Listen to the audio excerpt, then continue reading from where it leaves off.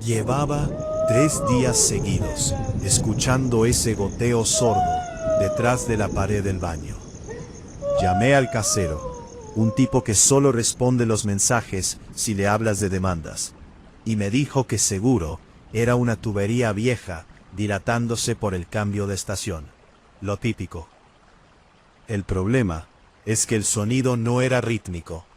A veces paraba durante horas y de golpe reanudaba justo cuando me metía en la cama, como si esperara a que todo el apartamento se quedara en completo silencio para fastidiarme. Vivir solo en un cuarto piso de un edificio antiguo tiene sus ventajas, como la falta de ruido de los vecinos. Pero la contraparte es que cualquier crujido se magnifica. Esa noche, la del martes, el calor era insoportable. Tenía las ventanas abiertas de par en par, buscando una brisa que nunca llegaba. Me puse los auriculares para editar el último video del canal, tratando de aislarme. Fue a las 2 de la mañana, cuando el perro del vecino del tercero empezó a aullar. No era el típico ladrido molesto por ver un gato. Era un llanto prolongado, vibrante, lleno de puro pánico físico. Me quité los cascos, irritado. Al hacerlo, noté algo extraño. La temperatura de mi habitación había bajado de golpe, tanto que pude ver el vaho de mi respiración flotando en el aire oscuro.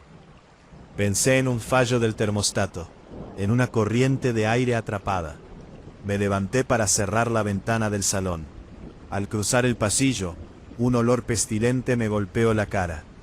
Olía a lodo estancado, a ropa podrida que lleva semanas sumergida en un pantano. No venía de la calle, venía de la cocina.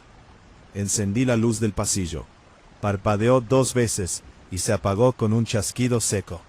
Genial, los plomos. Saqué el móvil del bolsillo para usar la linterna, pero la pantalla parpadeaba mostrando un patrón de líneas verdes, antes de quedarse completamente en negro.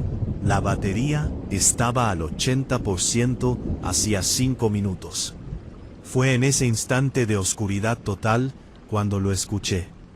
No detrás de la pared, sino justo al final del pasillo, donde estaba la puerta de mi habitación. Un suspiro largo, húmedo. Alguien estaba tomando aire con dificultad, como si tuviera los pulmones llenos de agua. ¿Hay alguien ahí?, pregunté. Mi propia voz me sonó ridícula, temblorosa, desprovista de toda la valentía que uno finge tener en estas situaciones. Nadie respondió. En su lugar, escuché el roce de algo pesado y mojado, arrastrándose por el suelo de parqué. Un sonido sordo, sibilante. Chas, chas, chas, como una falda empapada arrastrándose por el suelo. El pánico me activó las piernas. Di un paso atrás para meterme en el baño y encerrarme, pero antes de que pudiera tocar el picarpote, una mano fría como el granizo me agarró del pelo desde atrás. No vi una aparición flotante, ni un espectro translúcido.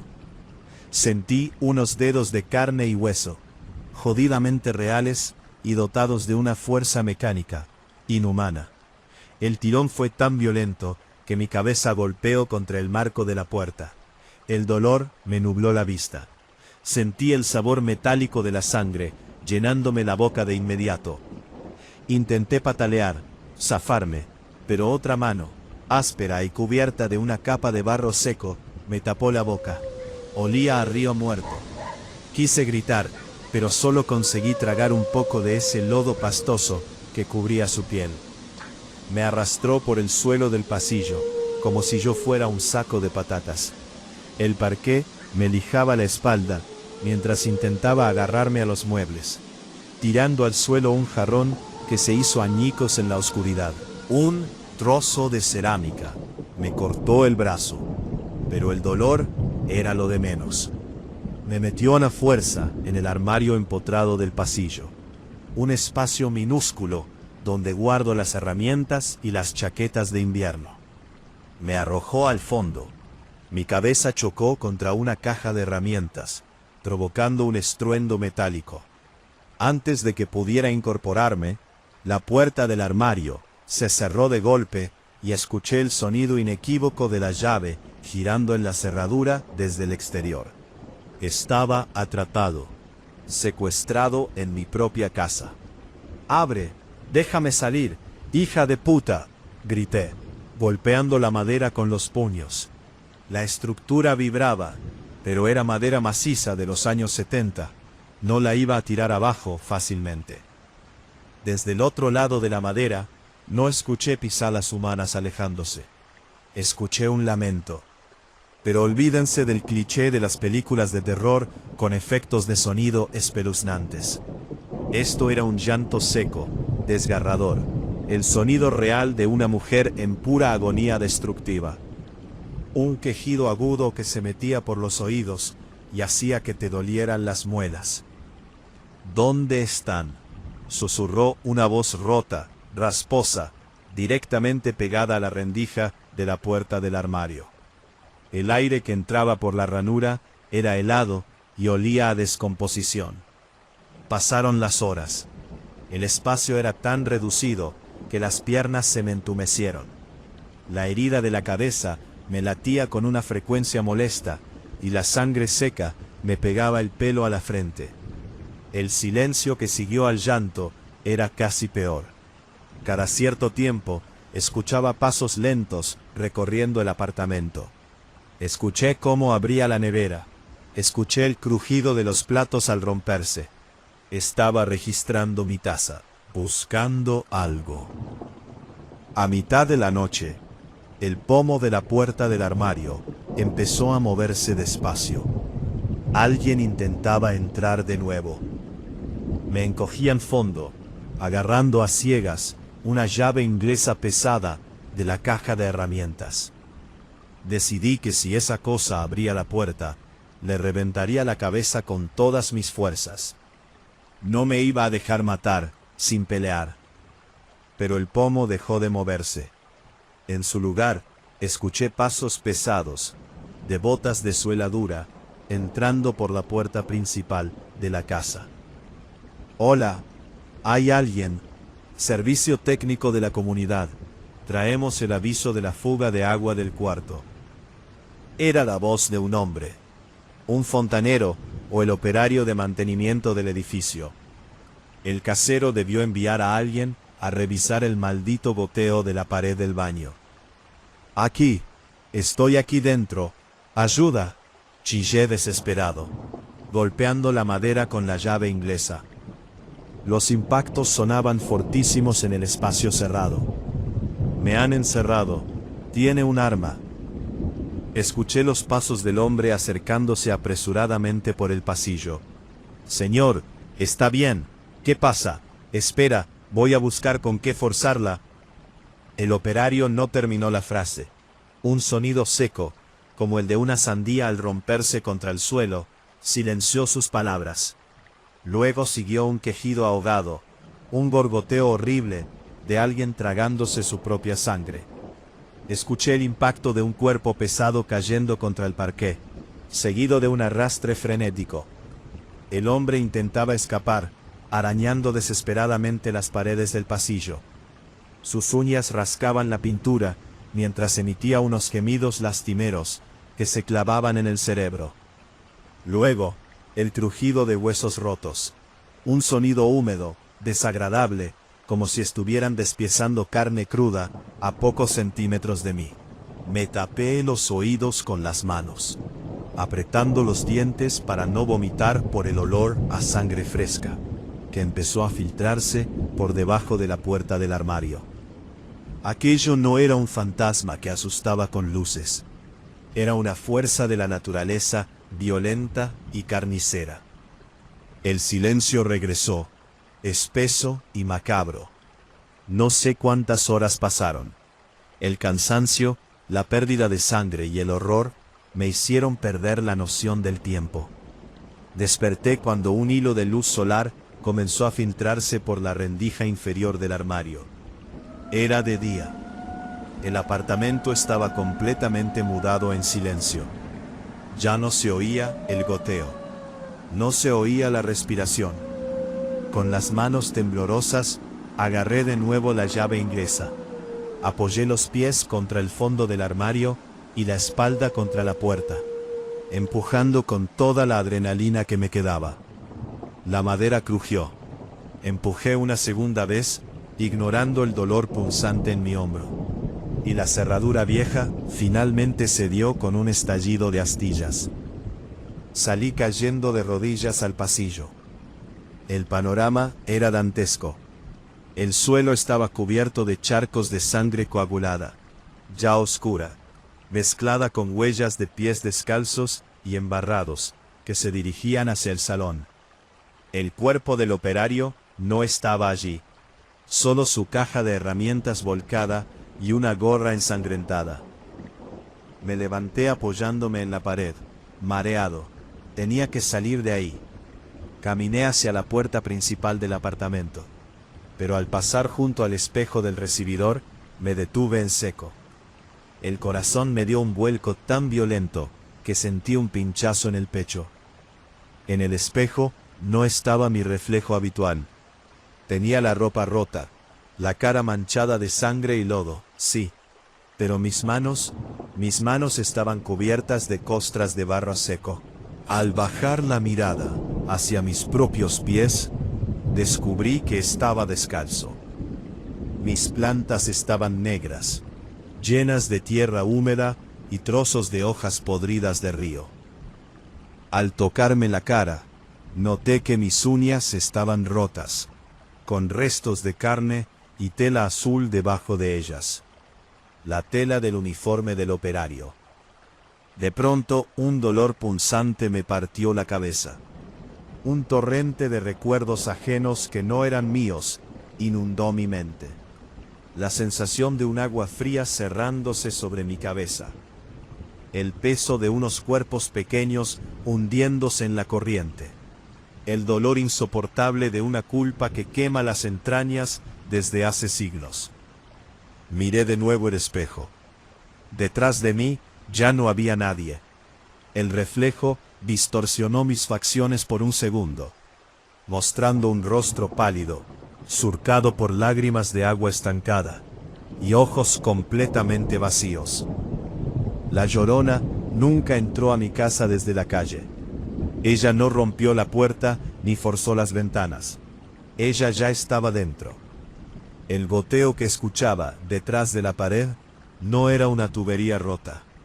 Era el agua de río que goteaba de mi propio cuerpo cada vez que volvía en mí, sin recordar lo que hacía mientras dormía. El secuestrador y la víctima compartían el mismo maldito espejo. Escuché las sirenas de la policía abajo en la calle, alertadas probablemente por los vecinos del tercero, que escucharon los gritos de la noche.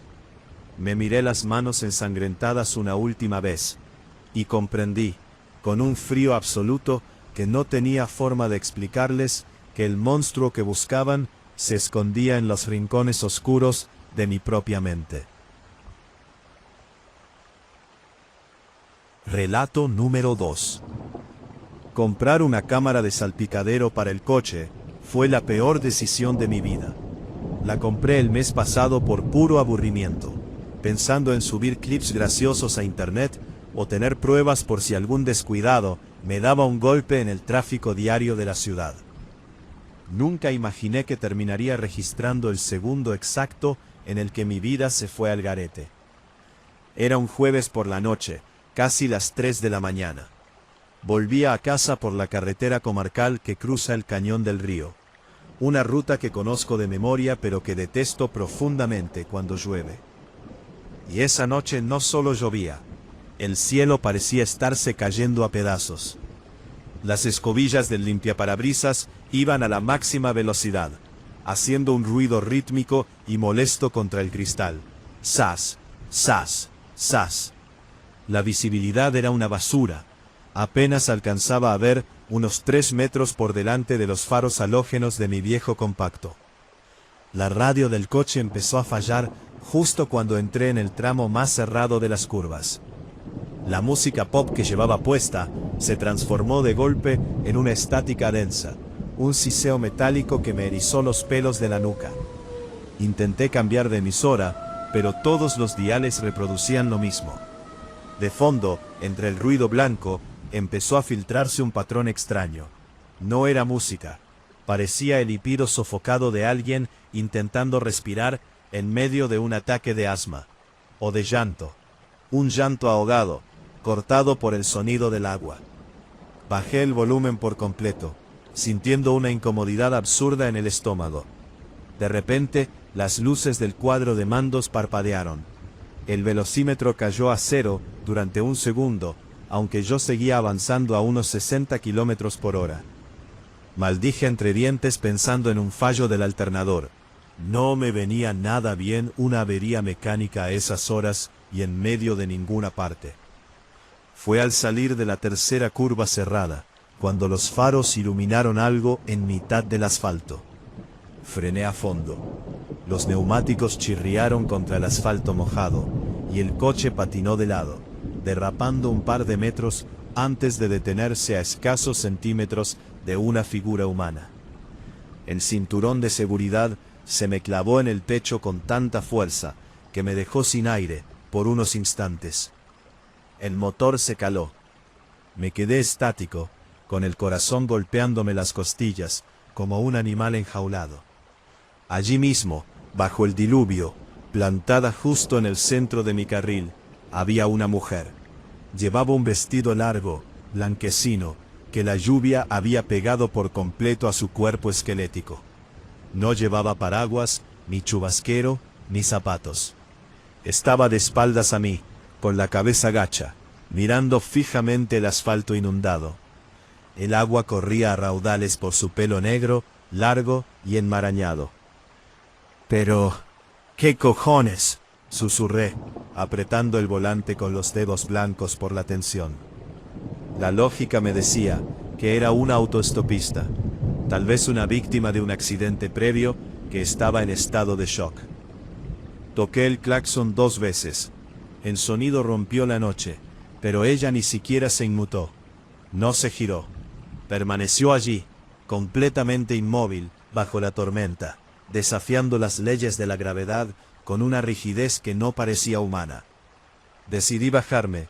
Sé que suena a cliché de película de terror, pero cuando estás ahí fuera, la empatía o la simple curiosidad estúpida te empujan a actuar. Abrí la puerta y la lluvia me empapó la cara al instante. El frío que hacía fuera era anormal. No era el fresco de una noche de tormenta. Era un frío seco. Un frío de nevera industrial que te quema la garganta al respirar. «Oiga, señora», grité, cubriéndome los ojos con la mano para protegerme del agua. «¿Está bien? ¿Necesita ayuda?» La mujer empezó a moverse, pero no se giró hacia mí. Comenzó a caminar lentamente hacia el arcén, bordeando el quitamiedos de metal que separaba la carretera del precipicio del río. Sus movimientos eran extraños, descompuestos, como si sus articulaciones estuvieran rígidas o rotas. Cada paso que daba venía acompañado de un crujido húmedo, como el de unas botas pisando barro espeso. Me acerqué unos pasos más, manteniendo la distancia. Fue entonces cuando el viento cambió y me llegó el olor. Un olor nauseabundo a lodo podrido, a vegetación en descomposición y a pescado muerto que me revolvió las entrañas. Tuve que taparme la boca para contener una arcada.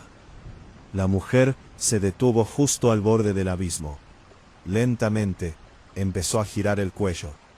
El movimiento fue tan exagerado e incómodo que escuché perfectamente el crujido de sus vértebras cervicales por encima del ruido de la lluvia. No me miró a la cara, porque no tenía una cara que mirar. El rostro estaba cubierto por una capa de lodo grisáceo y algas del río, y donde debían estar los ojos, solo había 2 cuencas oscuras y vacías, de las que brotaba un caudal continuo de agua sucia. Abrió la boca, una boca demasiado grande, estirada de forma antinatural, rasgándose la piel de las comisuras, en un desgarro violento y sanguinolento, y entonces soltó el grito. No fue el llanto melancólico de las leyendas, fue un alarido de puro odio y desesperación destructiva que vibró en el aire con la fuerza de una explosión. El sonido me golpeó físicamente, haciéndome caer de espaldas sobre el asfalto mojado. Me tapé los oídos con desesperación, pero mis oídos empezaron a sangrar. Sentí el hilo cálido mezclándose con el agua de la lluvia en mis mejillas. El grito parecía arrancar los recuerdos de mi cabeza, llenándome la mente de imágenes de niños hundiéndose en una corriente oscura, con las manos desesperadas buscando una superficie que nunca alcanzaban. Preso del pánico más absoluto, me arrastré hacia el coche. Me subí al asiento del conductor, cerré de un portazo y giré la llave con urgencia. El motor arrancó al tercer intento, con un quejido agónico. Metí primera, pisé el acelerador a fondo y pasé por el lado de aquella cosa a toda velocidad sin mirar atrás. Conducía como un maldito loco, esquivando las curvas con las ruedas, derrapando sobre los charcos. El terror me nublaba la vista. Las lágrimas y la sangre me dificultaban ver el camino. Miraba obsesivamente el espejo retrovisor, temiendo verla sentada en el asiento trasero o corriendo detrás del coche. Pero el espejo solo mostraba la oscuridad de la carretera. Llegué a la ciudad en un tiempo récord. Aparqué el coche frente a mi edificio de cualquier manera. Subí las escaleras de 3 en 3 y me encerré en mi piso con 3 vueltas de llave. Pasé el resto de la noche temblando en el suelo del salón, con las luces encendidas y un cuchillo de cocina en la mano, esperando que el amanecer borrara aquella pesadilla. Cuando salió el sol, el miedo dio paso a la confusión y a la duda. ¿Había sido real? ¿Había sufrido una alucinación por el cansancio? Me acordé de la cámara del salpicadero. Tenía que comprobarlo. Si aquello había estado allí, la tarjeta de memoria tendría el archivo de video. Bajé a la calle con las piernas todavía flojas. El coche estaba allí, cubierto de hojas secas y restos de la tormenta. Subí, saqué la tarjeta micro SD de la cámara y volví al piso para conectarla al ordenador. Busqué el archivo correspondiente a las 3:14 de la mañana. Le di al play. En la pantalla del ordenador vi la carretera comarcal bajo la lluvia, tal como la recordaba.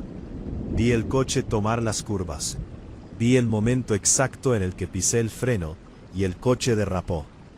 Pero lo que mostró la pantalla a continuación me congeló la sangre en las venas. En el video no había ninguna mujer en medio de la carretera. El carril estaba completamente vacío. Vi cómo mi coche frenaba en seco ante la nada absoluta.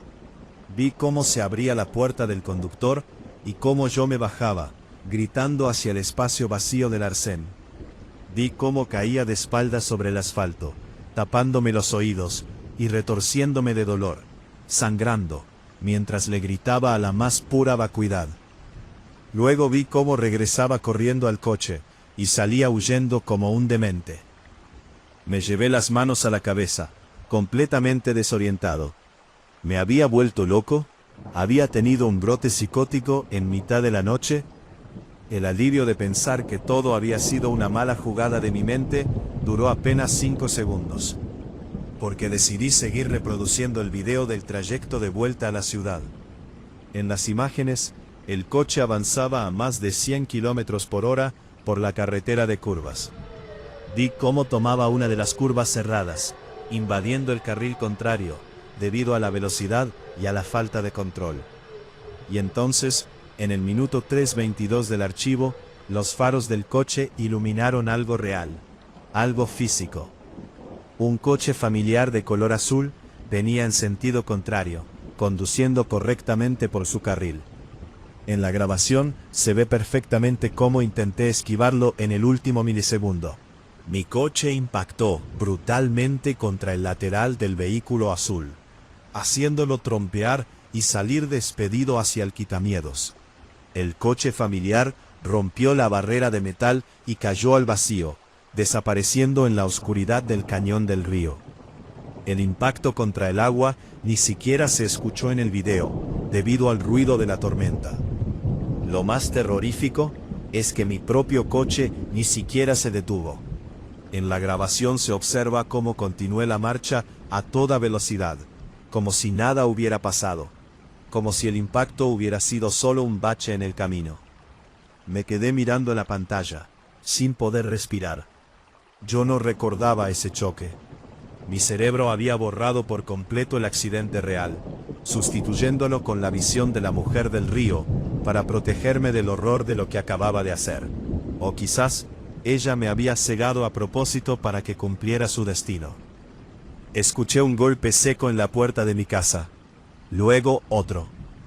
Me levanté del escritorio arrastrando los pies, completamente anestesiado por el shock. Caminé hacia la entrada y miré por la mirilla. No había policías, no había vecinos.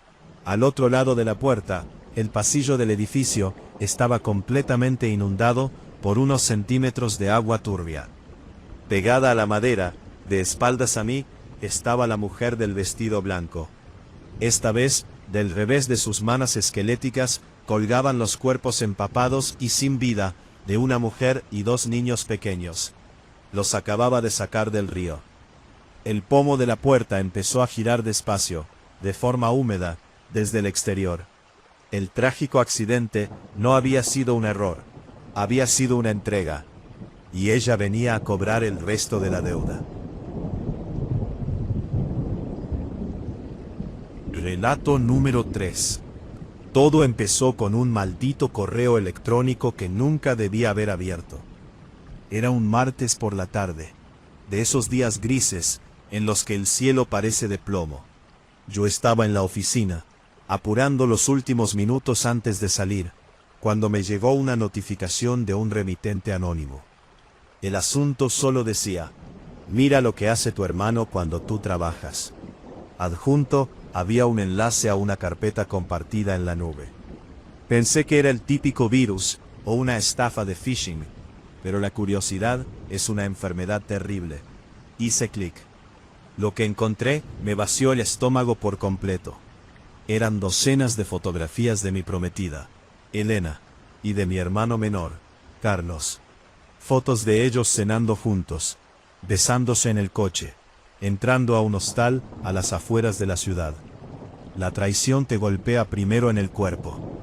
Sentí una oleada de calor insufrible en el cuello, seguida de un frío que me hizo castañar los dientes. Mi hermano, el tipo al que yo había mantenido económicamente durante sus años de universidad, y la mujer con la que me iba a casar en 3 meses, me habían estado viendo la cara de idiota durante casi un año. No armé un escándalo, no los llamé para gritarles.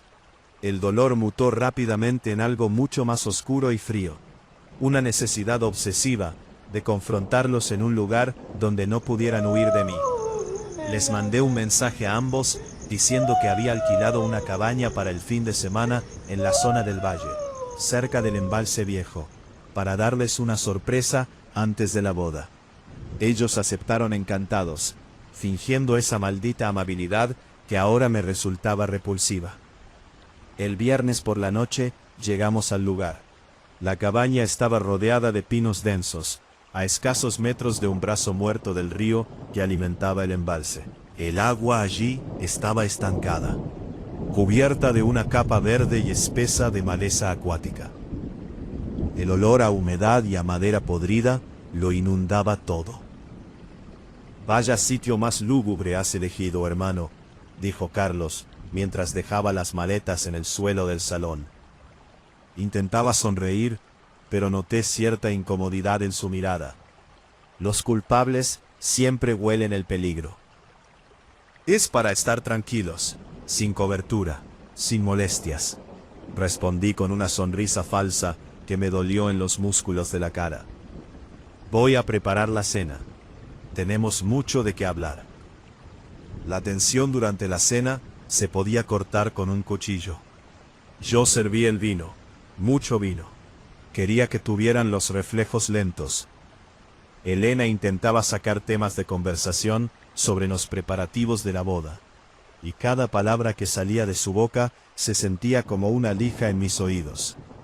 El ambiente en la cabaña empezó a ponerse extrañamente pesado. Fuera, el viento de la montaña comenzó a soplar con fuerza, haciendo que las ramas de los pinos golpearan las ventanas con un sonido seco, como si alguien intentara entrar usando las uñas. A eso de las 11 de la noche, el sonido del viento cambió. Ya no era un silbido entre las hojas, era otra cosa, un quejido largo, agudo, como el de un animal herido en el fondo del bosque. ¿Qué ha sido eso?, preguntó Elena, dejando la copa de vino sobre la mesa. Su mano temblaba levemente. Un lobo, o tal vez un zorro, dijo Carlos, intentando hacerse el valiente frente a ella. Pero el sonido se repitió, esta vez más cerca, viniendo directamente desde la orilla del río estancado. Era un lamento humano, una voz de mujer, rota por el sufrimiento, que arrastraba las palabras, en un llanto que te helaba la sangre. ¿Por qué?, parecía articular entre sollozos ásperos. El sonido no jugaba con las luces, ni hacía parpadear las bombillas. Era un llanto jodidamente real, físico, que vibraba en las paredes de madera de la cabaña. Decidí que era el momento perfecto. Saqué mi ordenador portátil, lo puse sobre la mesa y abrí la carpeta con las fotos de su traición. Giré la pantalla hacia ellos. El silencio que siguió fue absoluto, roto únicamente por el llanto intermitente que llegaba desde el exterior. La cara de Elena se quedó blanca como el papel. Carlos bajó la mirada, incapaz de sostenérmela. ¿Creíais que era imbécil?, pregunté. Mi voz no era un grito, era un susurro cargado de veneno. Héctor, déjame explicarte, comenzó a decir Carlos, levantándose de la silla. No lo dejé terminar. La rabia acumulada explotó en un segundo. Agarré la botella de vino que estaba a medio terminar, y se la reventé directamente en el lado izquierdo de la cara. El sonido del cristal rompiéndose fue espantoso. Carlos cayó al suelo de rodillas, soltando un gemido ahogado, mientras la sangre comenzaba a brotar en abundancia de su mejilla, mezclándose con el vino tinto sobre el parqué. Elena soltó un grito de puro terror y corrió hacia la esquina del salón, tapándose la boca. «Eres un monstruo», chilló ella, llorando. «¿Yo el monstruo? Vosotros me habéis destruido la vida», le grité, dándole una patada en las costillas a mi hermano, mientras intentaba incorporarse. El impacto lo dejó sin aire, retorciéndose en el suelo, en una posición completamente incómoda y humillante. Estaba ciego de ira. Quería hacerles daño físico. Quería que sufrieran el mismo dolor que yo había sentido al ver esas imágenes. Pero antes de que pudiera agarrar a Elena del brazo, el llanto de fuera cesó de golpe. Un silencio sepulcral rodeó la cabaña. La puerta principal de madera, que tenía el pestillo echado, se abrió de par en par con un golpe seco. La corriente de aire que entró era helada, cargada con el olor pestilente del río, lodo, algas podridas y muerte. En el umbral no había una aparición incorpórea. Había una mujer alta, vestida con unos harapos blancos que chorreaban agua oscura, manchando el suelo con un rastro de fango. Tenía el cabello largo, empapado, pegado a un rostro que era una pura costra de piel muerta y tierra. Pero lo peor eran sus ojos, dos cuencas secas, vacías, que se clavaron directamente en nosotros. Era la Llorona, la personificación del dolor de la traición más antigua del mundo. Elena se quedó paralizada por el pánico, pero la entidad ni siquiera la miró a ella. Tampoco me miró a mí. Caminó con pasos pesados y húmedos directamente hacia mi hermano Carlos, que seguía sangrando en el suelo. Cada pisada de la mujer dejaba una marca de agua negra que corroía la madera. Carlos intentó arrastrarse hacia atrás, suplicando, pero la mujer se agachó con una velocidad antinatural y lo agarró del cuello con una sola mano esquelética. Lo levantó del suelo como si no pesara nada.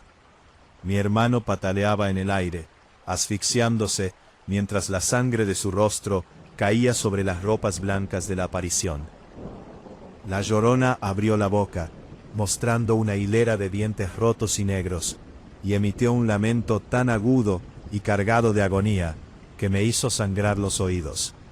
Un dolor insoportable me obligó a caer de rodillas, tapándome la cabeza. La entidad arrastró a Carlos hacia la salida de la cabaña. Mi hermano me miró fijamente, con los ojos desorbitados por el terror, estirando una mano hacia mí en un último ruego de auxilio. Elena, rota por el miedo, corrió detrás de ellos intentando salvarlo, pero yo me quedé allí, paralizado en el suelo, viendo cómo el monstruo se llevaba al hombre que me había traicionado. Vi cómo se sumergían ambos en las aguas negras del río estancado, desapareciendo bajo la maleza sin dejar rastro. Pasaron las horas. La policía llegó al amanecer, alertada por los gritos que Elena había dado al correr hacia la carretera principal. Yo seguía sentado en el suelo de la cabaña, cubierto de la sangre de mi hermano y del agua sucia del río. Les conté todo. Les hablé de la traición, de la discusión y de la mujer del río que se había llevado a Carlos. Por supuesto, la policía no creyó una sola palabra de la parte paranormal. Para ellos, la historia era obvia, un ataque de celos enfermizo. Elena, en su estado de shock total, testificó que yo había atacado a Carlos con la botella y que luego lo había arrastrado al río para ahogarlo, bloqueando en su mente la figura de la Llorona debido al trauma. Fui procesado, juzgado y condenado a 25 años de prisión por homicidio con el agravante de parentesco y ensañamiento. El cuerpo de Carlos nunca apareció en el embalse, lo que solo empeoró mi situación ante el juez. Hoy llevo 3 años en esta celda de aislamiento. El giro de esta maldita historia no es que esté encerrado por un crimen que cometió un fantasma. El verdadero giro es lo que descubrí hace apenas una semana, cuando mi abogado me trajo los análisis forenses completos de los archivos informáticos que la policía confiscó en mi ordenador aquella noche. El correo anónimo con las fotos de la traición nunca lo envió un tercero. La dirección IP de origen correspondía a la conexión de mi propia casa. Las fotos habían sido tomadas, editadas y subidas a la nube desde mi propia cuenta, meses atrás. Al principio no lo entendía, pensé en un hackeo, pero luego recordé mis lagunas mentales, las noches en las que me despertaba con los pies fríos y llenos de arena sin saber por qué, el goteo constante que escuchaba en mi cabeza. Yo mismo había creado las pruebas de la traición en un estado de disociación absoluta. Elena y Carlos nunca tuvieron nada. Las fotos estaban manipuladas digitalmente, con una precisión quirúrgica que mi mente consciente jamás habría podido realizar. Mi propia mente, infectada por el dolor de un trauma del pasado que no he podido superar, creó la traición para justificar la necesidad de venganza. Yo invoqué a esa cosa. Yo alimenté a la Llorona con mi odio fabricado, porque necesitaba un monstruo que castigara a los que amaba. Y lo peor no es estar en la cárcel, siendo inocente de la infidelidad de mi mujer. Lo peor es que cada noche, cuando apagan las luces de la prisión, escucho el goteo de agua sucia en el rincón de mi celda de aislamiento. Escucho un llanto sordo, pegado a mi oreja, que me susurra al oído que la deuda por la sangre de mi hermano aún no está completamente pagada. Relato número 4. La herencia de mi abuela no trajo dinero ni propiedades caras. Solo nos dejó una vieja casona de muros de piedra y techos altos, medio oculta por la maleza, a unos cuantos metros de un riachuelo seco en las afueras del pueblo. mi novia, Sofía, y yo, decidimos mudarnos allí para ahorrar el dinero del alquiler, mientras terminábamos nuestros proyectos de la universidad. Pensamos que sería un retiro idílico y tranquilo. ¡Qué maldito error! El misterio empezó la mismísima primera noche, justo cuando terminamos de desembalar las cajas principales. En el dormitorio principal, colgado en la pared frente a la cama, había un óleo enorme de una mujer joven de finales del siglo XIX. Su rostro era hermoso, pero sus ojos tenían una fijeza incómoda, casi agresiva. Lo extraño es que, según el inventario de la abuela, esa pintura no existía. Nadie en la familia recordaba haberla visto jamás. Decidimos descolgarla y guardarla en el desván, pero al retirar el lienzo, descubrimos algo que nos erizó los pelos. Detrás del cuadro, tallada directamente en la madera de la pared, con lo que parecía ser la punta de un cuchillo, estaba la palabra Mía. Intentamos ignorarlo, atribuyéndolo a alguna excentricidad de los antiguos dueños. Pero la atmósfera de la casa cambió por completo a partir de esa hora. El desarrollo de los días siguientes se volvió una tortura de tensión psicológica. La casa parecía haber desarrollado una fijación enfermiza conmigo, o mejor dicho, contra Sofía. Todo comenzó con pequeños detalles incómodos. Si Sofía preparaba la comida, el aceite saltaba de forma salvaje hacia sus manos, dejándole pequeñas quemaduras rojas en la piel. Si entraba al baño, el agua de la ducha se volvía helada en un segundo, pero cuando yo entraba, salía perfectamente templada. Pronto, la hostilidad se volvió física y violenta. Una tarde, mientras Sofía subía las escaleras cargando una cesta de ropa, escuché un crujido seco, seguido de un grito desgarrador. Corrí al pasillo y la encontré tirada en el suelo, llorando de puro dolor. El pasamanos de madera maciza se había astillado de golpe justo donde ella se apoyaba, clavándole una astilla enorme y gruesa de casi 10 centímetros en la palma de la mano. Al ayudarla a levantarse, el olor en la escalera me revolvió el estómago. No olía a madera vieja, olía a lodo estancado y a ropa mojada que lleva semanas pudriéndose al sol. Esa misma noche se desató el verdadero infierno. A las 3 de la mañana, un llanto rompió el silencio de la habitación. Pero olvídense de los lamentos tristes y distantes de las historias de campamento. Este era un llanto cargado de un odio venenoso, un llanto histérico de pura rabia femenina que parecía filtrarse desde el suelo. Sofía se despertó sobresaltada, temblando, y me apretó el brazo con fuerza. «Héctor, hay alguien en el pasillo», susurró, con la voz rota por el pánico. Me levanté de la cama, agarrando una linterna pesada de metal. Al abrir la puerta del dormitorio, el frío nos golpeó la cara. El suelo del pasillo estaba completamente cubierto por una capa fina de agua turbia, que brotaba de ninguna parte. Al fondo, junto a la puerta del desván, vi una silueta. Era una mujer alta, con un vestido blanco andrajoso y empapado, que goteaba de forma constante. Plop, plop, plop. Su largo cabello negro le cubría el rostro, pero su lenguaje corporal no era el de un alma en pena que busca a sus hijos. Estaba rígida, con los puños cerrados, emanando una energía violenta que llenaba todo el espacio. «¿Quién eres? Vete de mi casa», grité, intentando que mi voz sonara firme, aunque las piernas me temblaban. La mujer no me miró a mí. Lentamente levantó un brazo esquelético, con los dedos cubiertos de barro negro, y apuntó directamente a Sofía, que estaba detrás de mí. Entonces la aparición habló. Su voz no era un eco fantasmal, era un chillido rasposo, agudo y destructivo que vibró en mis oídos hasta hacerme sangrar levemente. «Ella no te merece. Tú eres mío», bramó con una furia de celos que me congeló la sangre. Ella morirá como murieron los otros. En ese instante comprendí la verdad de la leyenda.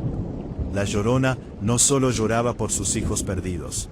Su locura original había nacido de los celos enfermizos hacia el hombre que la había abandonado.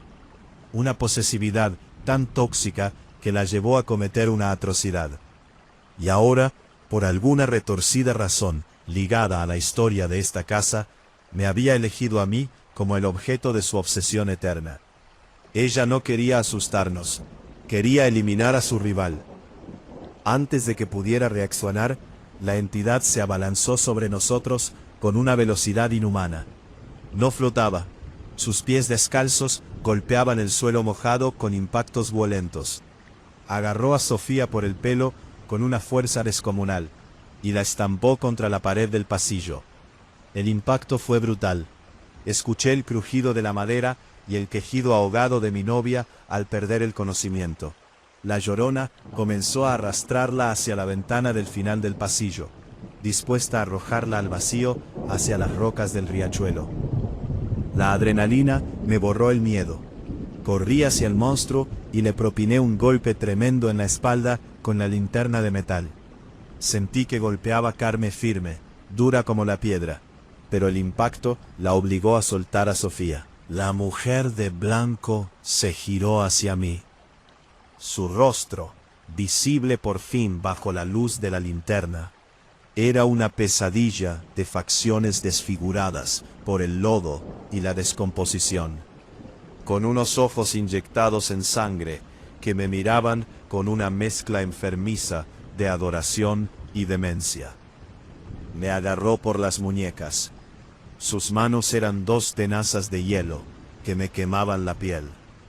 Sentí cómo me apretaba con la clara intención de romperme los huesos si no me sometía a su voluntad. El dolor era insoportable, pero logré meterle el pie entre las piernas y la empujé con todas mis fuerzas hacia el interior del desván, cuya puerta había quedado abierta. La entidad tropezó y cayó hacia atrás, rodando por las escaleras de madera de la habitación superior. Cerré la puerta de golpe y le pasé el cerrojo de hierro, escuchando cómo golpeaba la madera desde el otro lado con garras salvajes, emitiendo alaridos de una amante despechada. Cargué a Sofía en brazos, bajé las escaleras de la casa a trompicones y la metí en el asiento del copiloto de mi coche. Salí de aquella propiedad quemando rueda, sin mirar atrás, conduciendo como un demente hasta el hospital del pueblo más cercano. Aquí es donde la historia da el giro de guión más jodido y destructivo de todos. Pasé 2 días enteros en la sala de espera del hospital sin dormir, consumido por la culpa y el terror. Sofía finalmente despertó de la conmoción cerebral. Cuando los médicos me dejaron entrar a verla, corrí hacia su cama para abrazarla, llorando de alivio y prometiéndole que jamás volveríamos a pisar esa maldita casona. Pero Sofía no me devolvió el abrazo. Se quedó rígida, mirándome con unos ojos fríos, vacíos, desprovistos de cualquier rastro de la calidez que la caracterizaba. «Tenemos que volver a la casa, Héctor», dijo con una voz plana, monocorde, que me erizó la piel. «Ella tiene razón, tú eres nuestro». Me alejé un paso de la cama, horrorizado.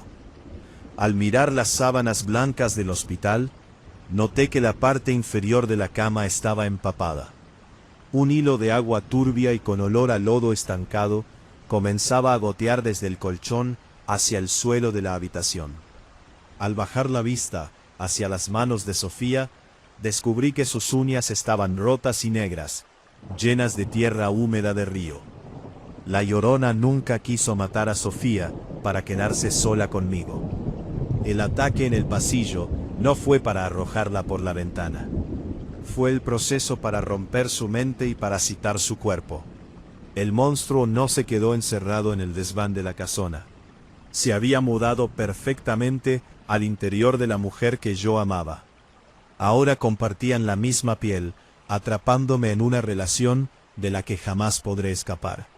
Porque cada vez que miro a mi novia, sé que quien me abraza por las noches es la encarnación del mito más celoso y asesino de la historia. Relato número 5. Lo peor de trabajar en una empresa de demoliciones clandestinas no es la falta de seguro médico, ni que te pague el jefe nos dientes arrugados al final de la semana, en la oscuridad. Nada más crostenta de seguro médico. El jefe nos dio algo que me pareció una periferia de la ciudad. Un antiguo orfanato abandonado de los años que daba directamente a veía un olor penetrancial. Para que la excavada turbia y pestilente, para que la sin levantas. El encar sospechas, llegamos solo 3, Ana, sin levantar, solo 3, con mazos, y dejar la estructura lista, para que sin hora la tirara por la mañana. Luego era sencillo, dar sospechas, éramos solo 3, éramos solo 3, éramos solo 3. Mi compañero de cuadrillo llamado Marcos, el capataz, que se quedó en la furgoneta, y yo. Paredes de hormigón, dándome un empuje. El edificio, las paredes de hormigón, nada más más caprichosas. Lo peor es el jefe nos dio. Nada más cruzar el umbral, no te daba directamente a un canal un olor penetrando que la excavadora 3. Dándome un empuje como aire me pareció no estaba estancado. Largo era sencillo. Traía un olor penetrante y orgánico al barato, mezclado a la garganta. Dándome un empuje químico y orgánico, ¿ves? Que se te pegaba a la garganta. Dándome un empuje más caprichosas, un golpe seco. Estaba en un estado de rompamos los pilares del sótano, antes nos largamos a dormir. Mis niños, lo real comenzó cuando encendimos los focos de obra. Al iluminar estaba cubierto por largamos a dormir. Que todo el suelo estaba el misterio de pequeñas prendas de ropa infantil. Son mis niños diminutos, camines diminutos, mis niños nada más mis niños no. Retumbó, haciendo que la vibración estaba estancado, haciendo que la turcio del olor penetrante nos hiciera daño en los dientes. Con un olor tan químico y orgánico, gritó Marcos, golpe seco. Seco. Tumbamos los pilares del... Intentamos partiéndose en salida. Pero el misterio acá se ha abierto por mí, haciendo que la vibra abierto de esa agua turbia y leche, se enfundada en un camino se hiciera daño en los dientes. Marcos resbaló de orgánico a la bruces con un impacto seco. Intentamos contar cómo su mandíbula chocaba contra el borde de un violeta. El misterio tenía ojos en agujeros negros y intentamos correr partiéndose en de pequeñas prendas de sangre y dientes rotos. Real comenzó cuando el infantil mojada. Pero era la llorona de levantarse. Era la llorona. Leche, sepultil mojada. Era la llorona, esquelética, y cubierto con estrado de los tobillos, y un incómodo en el hombro. Escuché perfectamente. Marcos era una mujer altísima, esquelética, era una mujer altísima, son de hospital blanco, que estaba desgarrado. Vemos su mandíbula chostró de los tobillos. Escuché perfectamente cómo su mandíbula choñado flotaba en el agua, partiéndose si estuviera sumergido bajo el aire helado, como no tenía ojos. Y dientes rotos, agujeros negros y su lugar, 2 agujeros negros y patillas grises. Era la llorona, vio fundada en un camino, y este orfanato del canal, escuché perfectamente cómodos, que se me parió, en fural de las escamiseras de los tobillos, como una muñeca rota, los espasmódicos, desaire era sumergido bajo sus ligeros negros y mi compañero, módicos, arrastrarse hacia atrás, y este orfanato, emitiendo unos ruidos de hospital blanco incómodos, que se me La mujer se antió tobillos, agarró de los tobillos, mi compañero, arrastrando como hubiera sumergido bajo mi compañero, por mi cuello, fuerza descomunal, con mi cuello, más profunda del sótano, forma estúpida, caí de rodillas, suéltale, Grité de forma estúpida. Le clavé el metal de barra de hierro del suastra, emitiendo unos ruidos. Corrí hacia ella. Y le clavé el metal en cómodos, que se me hasta que sus burbujas. La mujer se y la silla. La arme con sus cuellos puto. Giró el cuello casi 180 de los tobillos, mirarme con sus como putas tímpanos. Solunins arrastrando puro odio destructivo. La onda soltó un alarido de pal que me reventó los con unas manos que parecían arrastrando hacia la zona madre por mi cuello y equilibrio. Barra de hierro del sillas, agarrando un trozo de barra de hierro del suma del dolor, como hasta que sus burbujas de aire cesaron. En un tic hasta que sus burbujiéndolo en el agua negra, la mujer burbujas de aire cesaron. Y ya una manos cuencas vestido un alarido de pude profunda del sótano. Las piernas por las escaleras caí vibrando un trozo del edificio. Y corrí hacia el corazón en la boca con barra de hierro del y corrí hacia la que me el jefe arrastraba a Marcos. Burbujas de aire cesaron. El asiento del conductor. Burbujas de aire cesaron. Cuadro de mandos iluminó. Cuello casi 108. Marcos, hay algo ahí abajo. Algo de sangre cálida. Lo odio destructivo. Va a matar a todos. Va a matar a todos. Vean. Giró las piernas por las escaleras del edificio. Con risa edificio. Y corrí hacia aquí es burlona. Que me gélida y sentado en el asiento del conductor, cuadro de mandos iluminándole la cara. Gasto inmobiliario. Al demasiado. No. Claro que lo sé, capataz, con voz tranquila. Os va a matar a todos, sacando una pistola de dándole. Giróla y apuntándome directamente con que me. ¿Por qué crees que os pagaba tanto dinero? Que y corrí hacia el capataz a que me habitó del conductor. El plebiscito de guión. Mobiliario. Hijo mobiliario. Claro que lo sé. El plan, herrerario poderoso, es que décadas atrás, cargando una pistola, había utilizado y apuntándome directa a negligencia médica. ¿Por qué crees, canal, tras un brote de negligencia médica institucional? La Llorona, de cañón. La Llorona, no hace cañón. El capataz de cañón. Mi sobrenatural, había sentado en el estos del edificio. El plan de la empresa, el dueño del el plan era y arrasar con todo, cosí a mí, como carne de cañón. Cuerpo, de vuelta mi cuerpo, de vuelta física, a cualquier que pagaba tanto dinero de la agencia médica donde era la restos. De sangre humana fresca, el precio de sangre humana fresca, el dueño del tear la rabia de la aparición suficiente para arrasar con todo, había utilizado y arrasar con todo, sabían perfectamente tanto dinero, sabían perfectamente, dijo el capataz, amartillando el cabo, devuélteme la cabo, devuélteme mi sótano. No de sangre humana frenar la rabia de la aparición, con que el horror de esa noche, pero no contó, con que el horror de esa noche, antes de una manatillo, el cristal, una mano de la furgoneta, estalló que azar con todo, una mano, bien perfectamente, empapada en como si me persigue lodo podrido, empapada estándole la laringe con un crujido seco, para pegar gastándole la laringe con un crujido seco y cuerpo, de vuelta, sucio, pero no contó, con que el horror de esa noche, el capataz, con que el horror de esa noche, asesinato de Marcos, la parte paranormal, que de una mano la parte paranormal, la de empapada el día siguiente, en cuerpos del capataz, a través del mundo arrastraba hacia el al, rajando arrastraba hacia el en el proceso, como si me persiguiera y grotesca, como si me persiguiera a ver el final, como si me persiguiera con un crujido seco, como si me persiguiera formato el ignorando el doda, que conterán, sucio, bricada, que contesos.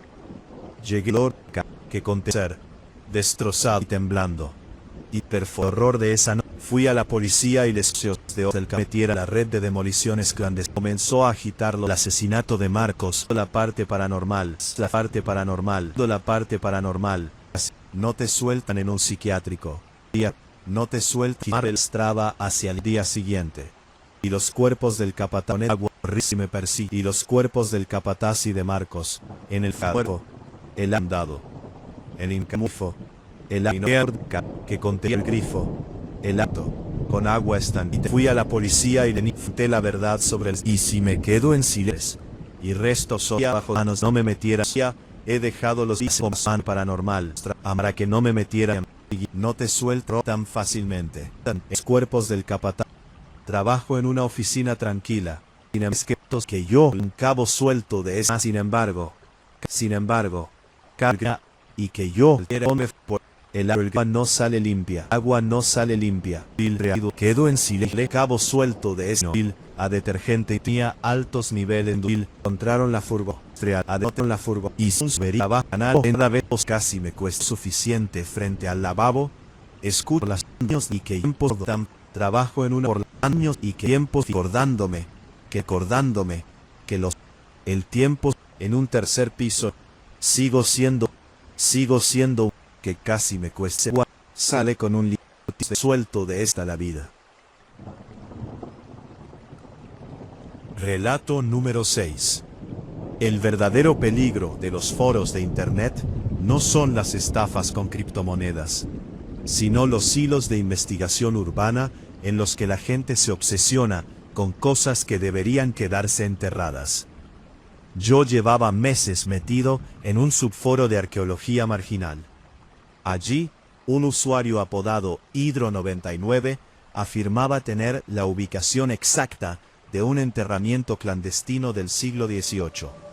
Según sus documentos, pertenecía a una mujer ejecutada por la propia comunidad tras ahogar a sus hijos en el río del Valle. No buscábamos un fantasma, buscábamos restos arqueológicos. El objetivo era exhumar el cuerpo físico de la mujer que originó el mito de la Llorona, para vender sus huesos en el mercado negro de reliquias ocultistas. Una auténtica locura, lo sé, pero pagaban una millonada.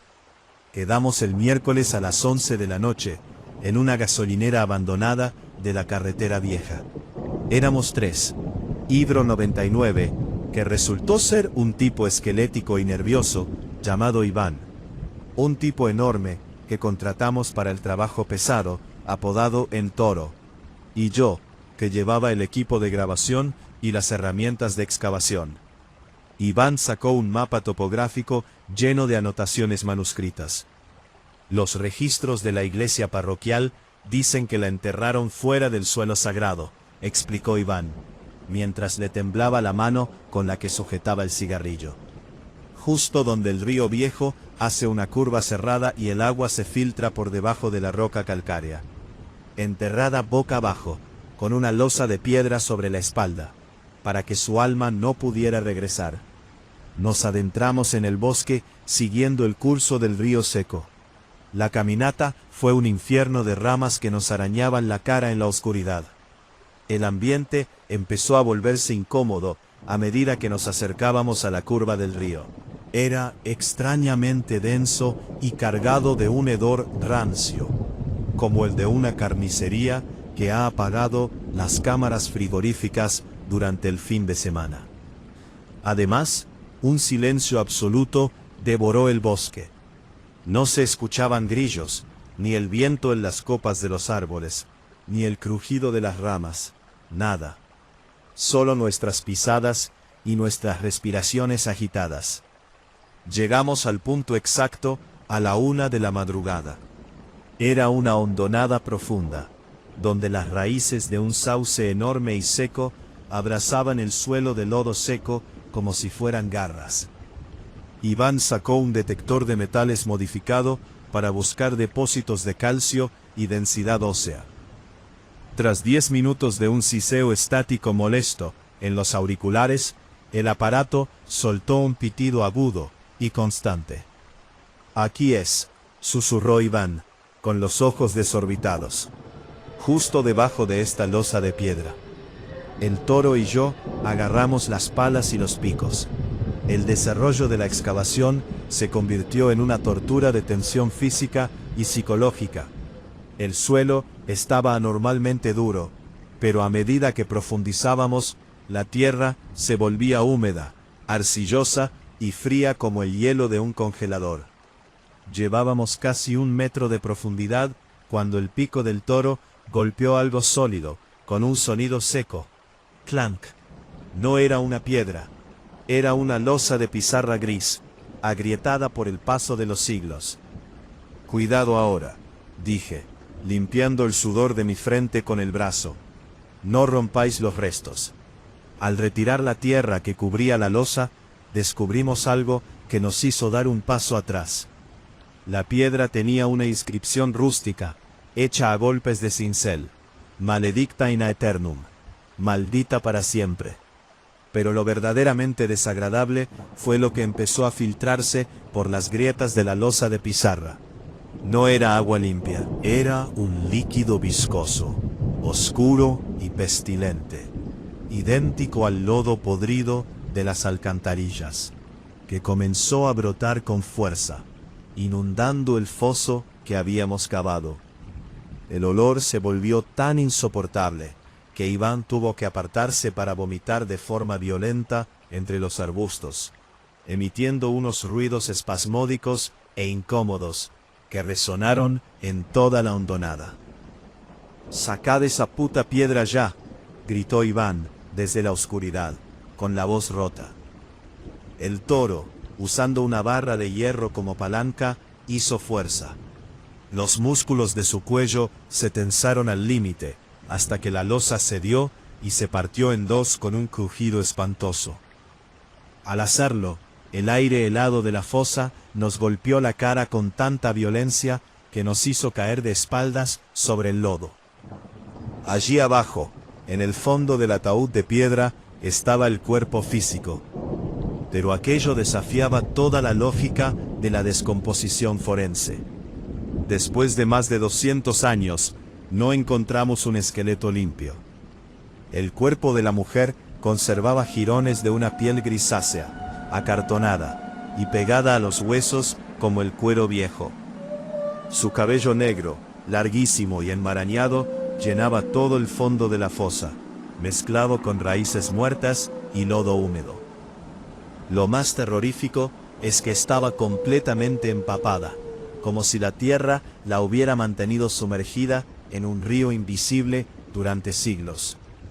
«Esto vale una fortuna», dijo Iván, acercándose al borde de la fosa con una linterna, ignorando por completo el peligro. Se agachó y extendió la mano con unas pinzas para arrancar uno de los dientes del cráneo momificado. Fue el peor error de su miserable vida. En el momento en que las pinzas tocaron la mandíbula del cadáver, los dedos de la momia se movieron. No fue un espasmo post-mortem.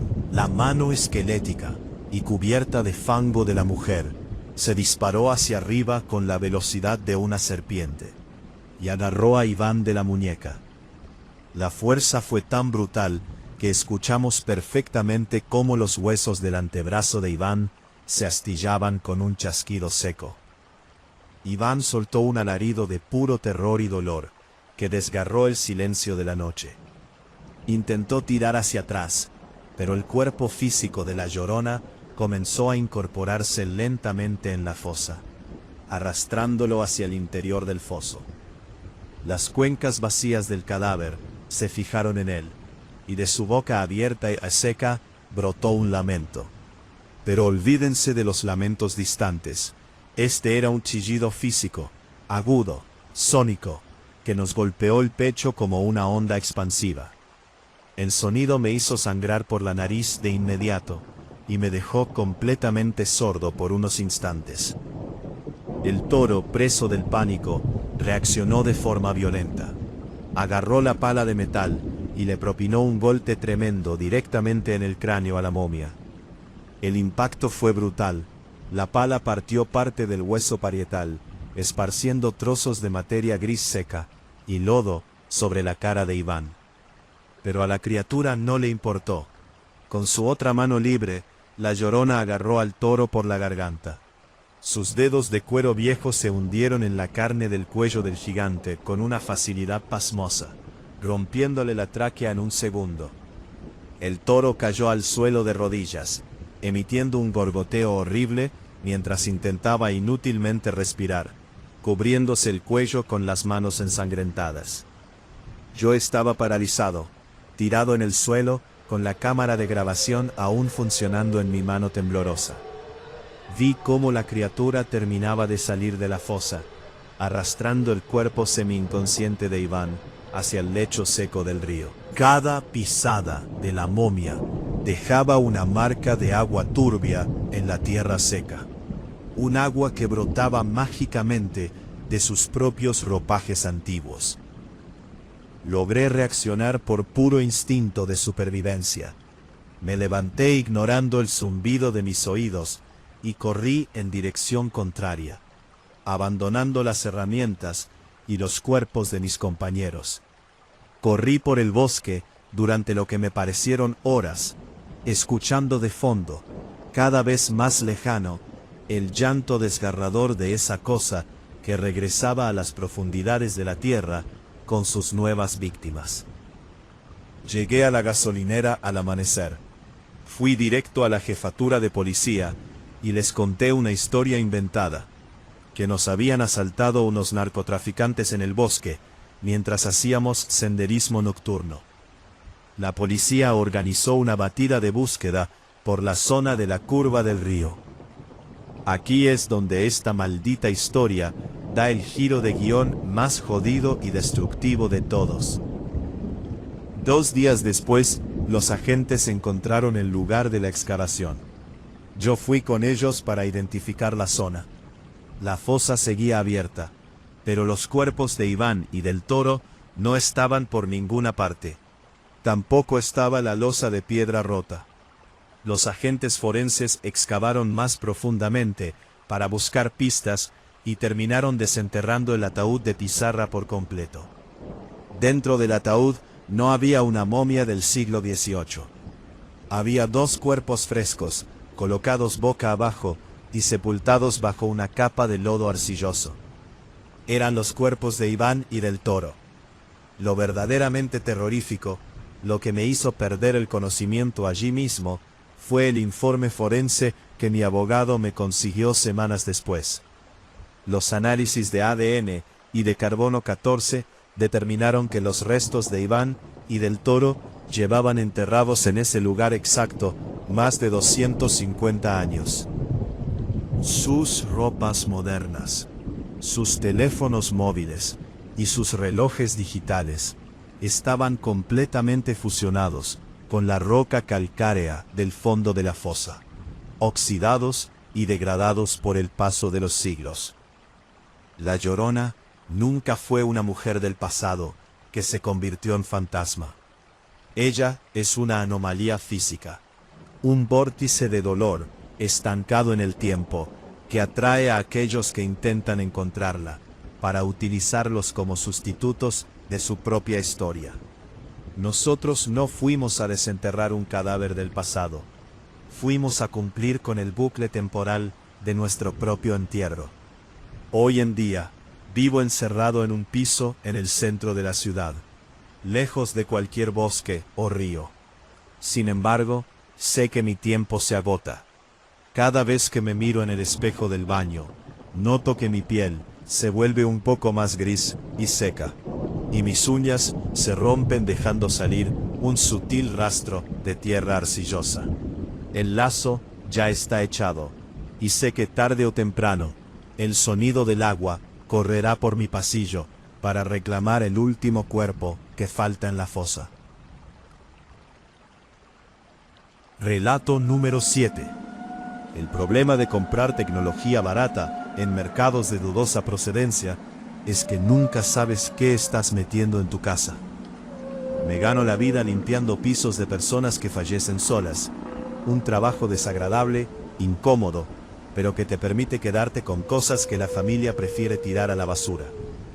Hace 2 semanas pasé el apartamento de una anciana que murió en su bañera. Nadie reclamó sus pertenencias. Entre la ropa vieja y los muebles carcomidos, encontré un intercomunicador de bebés de los años 90. Un modelo de plástico amarillento, con una antena telescópica enorme y un selector de frecuencias manual. No tengo hijos. Lo recogí pensando en revenderlo por internet como objeto vintage. Lo limpié a fondo con alcohol para quitarle esa pátina de grasa y mugre acumulada. Lo enchufé en la mesita de noche de mi dormitorio y encendí el receptor para comprobar si funcionaba. Al principio solo emitió el clásico siseo analógico, un ruido blanco que resultaba extrañamente relajante en mitad del silencio de mi casa. Pero el misterio real comenzó a las 3:15 de la madrugada de ese mismo día. El intercomunicador cobró vida de golpe. El siseo se apagó y fue sustituido por el sonido nítido de una respiración pesada, trabajosa. Alguien estaba del otro lado del aparato, exhalando aire con un silbido húmedo. Lo jodido es que el emisor de ese intercomunicador seguía guardado dentro de una caja de cartón en el maletero de mi coche, aparcado en la calle a 2 manzanas de distancia. Me incorporé en la cama con los ojos abiertos como platos en la oscuridad. El aparato sintonizaba una frecuencia muerta, pero el sonido de la respiración era tan real que podía escuchar el chasquido de la saliva en los labios de quien quiera que estuviese al otro lado. De pronto, la respiración mutó en algo peor. Un murmullo, una voz de mujer, arrastrada, pastosa, que repetía una y otra vez la misma frase, con una cadencia hipnótica. ¿Por qué lo hiciste? ¿Por qué los dejaste enfriar? El desarrollo de los días siguientes se convirtió en una escalada de tensión psicológica insoportable, que empezó a desgastar mi salud mental. Desconecté el aparato de la corriente, le arranqué el cable de alimentación con un tirón violento, pero el intercomunicador seguía encendiéndose solo a la misma hora exacta de la noche. Su altavoz integrado rasgaba el silencio del dormitorio, emitiendo ese lamento constante. Un quejido agudo que se metía por los oídos y me provocaba un dolor de muelas insufrible. El sonido comenzó a manifestarse físicamente en mi entorno. El aire de mi piso se volvió denso, gélido, impregnado de un hedor pestilente a lodo podrido y vegetación estancada. La humedad empezó a devorar las paredes de mi pasillo. Grandes manchas negras de moho aparecieron de la noche a la mañana, dibujando contornos que imitaban la silueta de una mujer encorvada. Si caminaba descalzo por la casa, el parqué se sentía húmedo, baboso, como si el apartamento se estuviera hundiendo lentamente en un pantano invisible. La violencia física estalló el viernes por la noche. Estaba en la cocina, intentando preparar algo de cenar, con los nervios destrozados por la falta de sueño. Cortaba un trozo de carne sobre la encimera, cuando el intercomunicador, que yo había arrojado al cubo de la basura del pasillo por la tarde, volvió a sonar. Esta vez no fue un susurro. Fue un alarido de puro odio y desesperación destructiva, que vibró con tanta fuerza que hizo estallar las bombillas de la cocina. La oscuridad me atrapó al instante. El pánico me hizo perder el control de mis movimientos. El cuchillo de cocina resbaló de mi mano y se me clavó de lleno en el empeine del pie izquierdo. El dolor fue agudo, ardiente.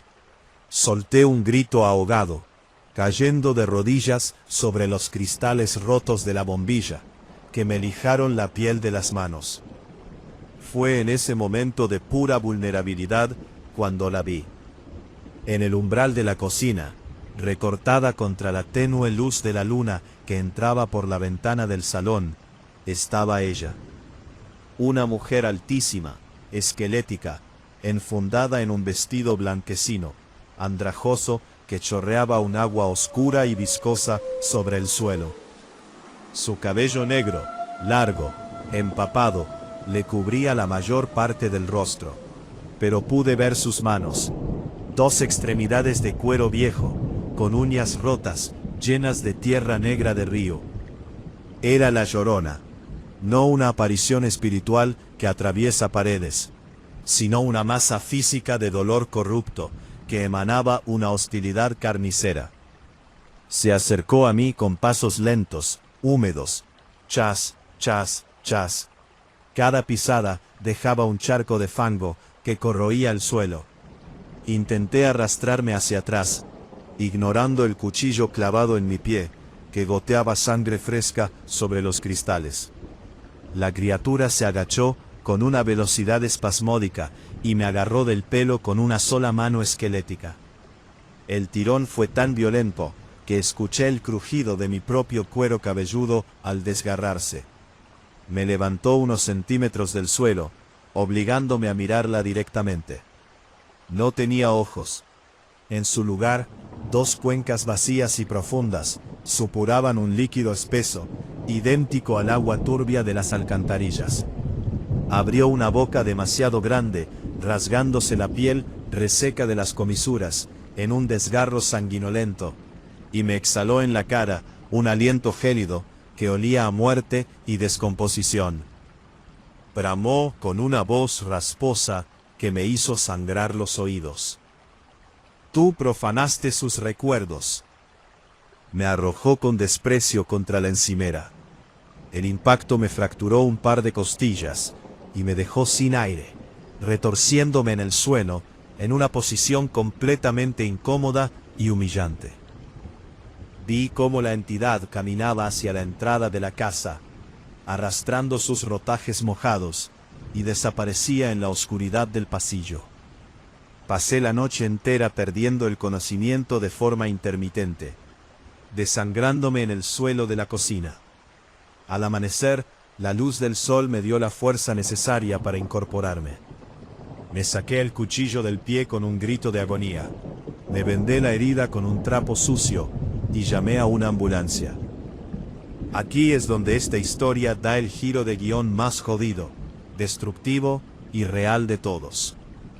La policía llegó junto con los paramédicos debido a la naturaleza de mis heridas. Inspeccionaron el piso, buscando señales de un asalto o un robo. Yo estaba sentado en la camilla, temblando, listo para contarles la historia de la mujer del río, el intercomunicador y el ataque en la cocina. Quería que registraran la casa para demostrarles que había un monstruo suelto. El inspector de policía regresó del pasillo principal, con una expresión de puro asco y horror en el rostro.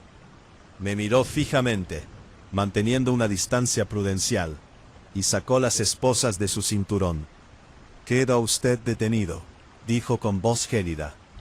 «¿De qué cojones habla?», protesté, intentando levantarme, lo que me provocó un pinchazo agudo en las costillas. «A mí me han atacado. Esa cosa me ha clavado el cuchillo». «Deje de mentir, maldito enfermo», me espetó el inspector, dándole una patada a la caja de herramientas que estaba cerca. «Hemos seguido el rastro de agua bendita y fango que hay en su pasillo. No viene de fuera, viene del falso techo del pasillo de su propia casa.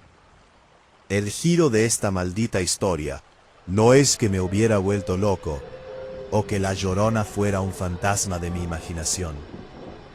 El horror fue mucho más físico, criminal y real. El apartamento de la anciana que yo había vaciado semanas atrás no estaba vacío por completo. La mujer sufría de un síndrome de Diógenes extremo y de demencia severa. Décadas antes, en los años 90, la mujer había tenido gemelos en secreto, y tras sufrir una psicosis posparto, los había emparedado vivos dentro del falso techo de su propia vivienda para protegerlos del mundo exterior, utilizando el intercomunicador para escuchar cómo sus voces se apagaban lentamente bajo el hormigón. Cuando vacié el piso, encontré el receptor del intercomunicador, pero al limpiar las paredes y golpear los muebles, alteré la estructura del edificio. La Llorona no era el espíritu de la leyenda colonial. Era la acumulación de la energía residual de la propia anciana, que tras morir en la bañera, se había fusionado con el dolor de esos niños. Al traer el intercomunicador a mi casa, activé el canal de sintonización de esa tragedia. Lo verdaderamente terrorífico es lo que la policía encontró en el maletero de mi coche. Al abrir la caja de cartón donde yo creía haber guardado únicamente el emisor del aparato, los agentes encontraron los restos óseos momificados y desecados de los 2 bebés. Yo los había sacado del piso de la anciana sin darme cuenta, confundiendo las bolsas de tela donde estaban metidos con ropa vieja para revender. Los había transportado en mi propio vehículo durante 2 semanas. Ante los ojos de la ley, yo era un profanador de tumbas, un asesino en serie que coleccionaba restos infantiles en el maletero, y que se había autolesionado en un brote psicótico para fingir un asalto. No hay forma humana de explicarle a un juez que las marcas de barro en mi pasillo pertenecen a una entidad sobrenatural sedienta de venganza por la profanación de su secreto. Hoy cumplo mi condena en una celda de alta seguridad. El giro final es que el ala médica de esta prisión está construida justo al lado del canal de desagüe de la ciudad. Cada noche, a las 3:15 de la madrugada, los altavoces del sistema de megafonía de la cárcel se encienden solos. No emiten órdenes de los guardias. Emiten el siseo de una frecuencia analógica muerta, seguido del llanto sordo y húmedo de una madre que me recuerda, a través de los muros de hormigón, que la deuda por haber movido a sus hijos de su lugar de descanso eterno aún no se ha pagado con suficiente sangre.